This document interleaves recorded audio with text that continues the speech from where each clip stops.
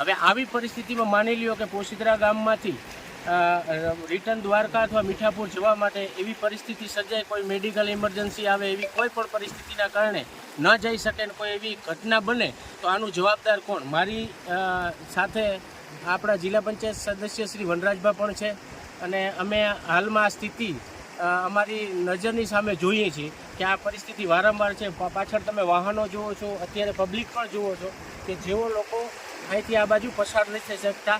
હું તમને એની પરિસ્થિતિ પાછી આ બાજુ બતાવું છું, કેટલું પાણી જાય છે અને કેવી પરિસ્થિતિ છે. બરાબર, આ પરિસ્થિતિ દર વર્ષે અમે અનુભવી રહ્યા છીએ.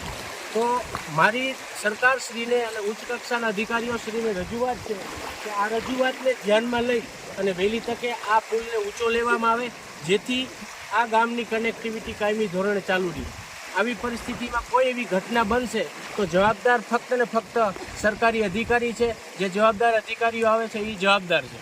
તો મારી વિનંતી છે, હાલમાં આ પરિસ્થિતિ જુઓ છો, હજી વરસાદ વધશે તો આ બેવડી પરિસ્થિતિ વધારે ગંભીર થવાની છે.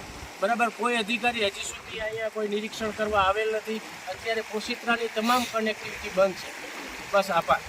સાંજ સમાચાર ફેસબુક પેજને લાઇક કરો, વિડીયો શેર કરો અને વધુ વિગતવાર સમાચાર માટે sanssamachar.net વિઝિટ કરો.